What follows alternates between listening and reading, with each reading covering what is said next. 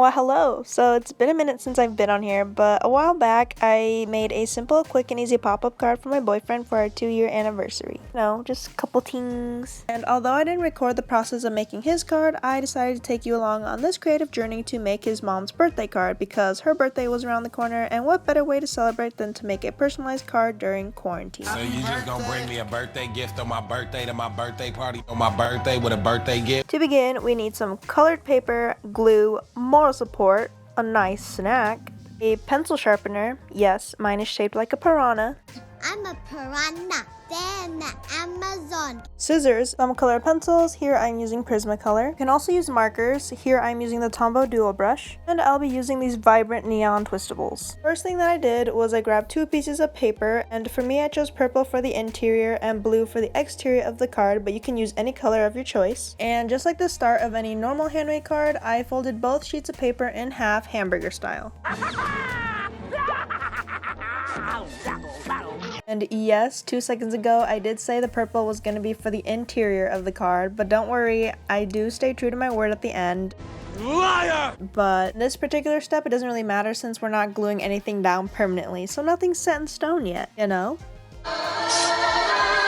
Anyways, after folding both sheets of paper, I put both of them aside because this is where you kind of just start being creative and doing your own thing and coming up with a theme for the card. As you can see here, I obviously went with a cat theme where I thought it'd be kind of cute to make sure that there's a bunch of cats coming out of a box out of celebration.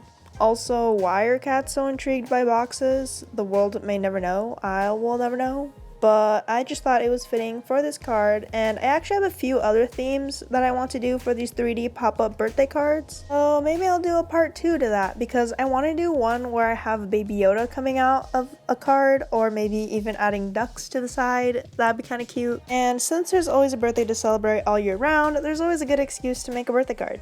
As I'm drawing these next few cats, I tried my best to make sure that they had a lot of personality and flair. So in order to do this, I added a few accessories including sunglasses, capes, bow ties, and hats. And of course, your card doesn't have to be as complex as I'm currently making it. In fact, you can even draw directly on the purple and blue piece of paper that you saw previously. Or you can simply do what I'm currently doing right now, which is drawing on a white piece of paper. Me personally, I prefer drawing on a white piece of paper rather than on a colored sheet of paper just because I feel like the colors would stand out more and I prefer the contrast.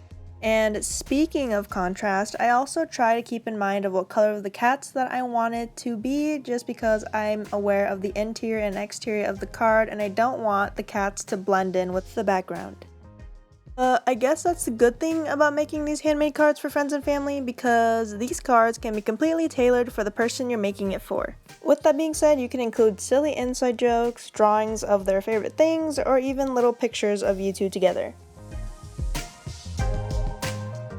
Although I drew a bunch of cats for this theme, I did feel like there wasn't enough drawings to fill up the negative space on the card, so I decided to add a few other details including this green birthday present, a bow to cover the floof on top of that birthday present because I wasn't really satisfied with it, a fish, a mouse toy, A rat!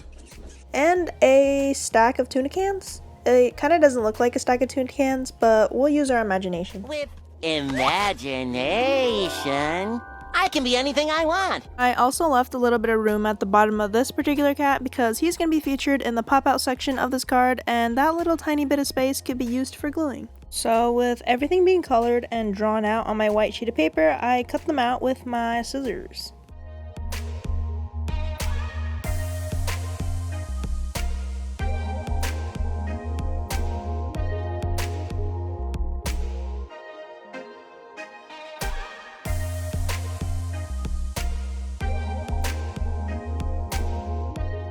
Now grabbing the 2 colored sheets of paper that we had previously in the beginning of this video, we are going to take one of the sheets that will be used for the interior of the card and use that to cut 2 even slits in the center. It's important to make sure that you're cutting along the spine of the card, and as far as the length goes, it doesn't really matter how much you cut, just as long as you keep in mind that the deeper you cut, the more the pop-out box will protrude from the card when you open it. Next, we're going to do this weird inverse fold, and it's going to look a little funky, but we don't have to worry about it because that's what the second sheet of paper is for.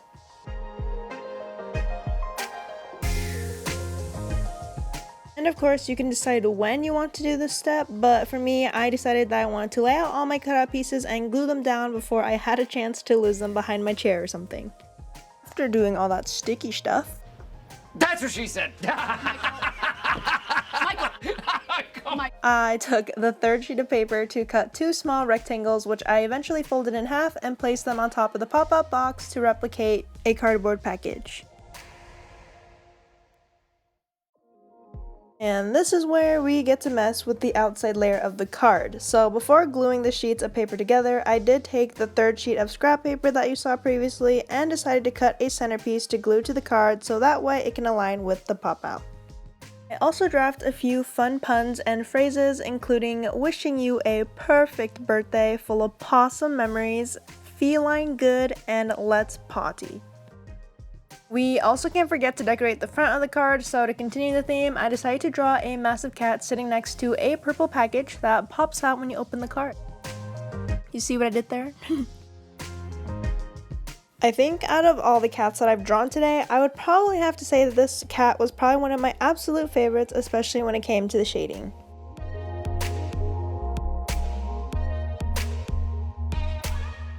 It's time to cut them out. Snip, snip. I also still had a lot of negative space on the front of the card, so I decided to fill up that space with another punny phrase. Using the Tombow Duo Brush pens, I used the water-based brush end for the calligraphy. Why can't I say that? And after outlining all the text in black pen, I added a nice pop of color with the twistables mentioned previously. And this step is optional, but if you want it to be extra and make an envelope, I took an 18 by 12 inch sheet of paper, placed the card in the center, and folded accordingly so the card will be held in place. I also cut off the excess, which you can see by the squiggles, and glued it in place accordingly. When gluing, I would also make sure that you're only gluing on the outside edges, because if you glue in the middle of the envelope, there's not going to be a pocket for your card to sit in, and it's just not going to work out, you know? And what's cool about making a handmade card is that you can actually customize it any way you like, and you can decorate it, and you can even put that person's name that you're giving the card to on the envelope. But with that being said, that basically concludes the end of this pop-out card tutorial and drawing journey. Hopefully you were able to find this video somewhat informative or entertaining, and if you're interested in seeing other similar drawing or painting videos, then feel free to leave a like or subscribe. You know, nudge nudge, wink wink, hint hint. Also, this is gonna sound a little cheesy, but I wanted to thank you for watching to this point of this video, because this was actually kind of a longer video and I'm shocked that you kind of sat through all that, so thank you, I appreciate you.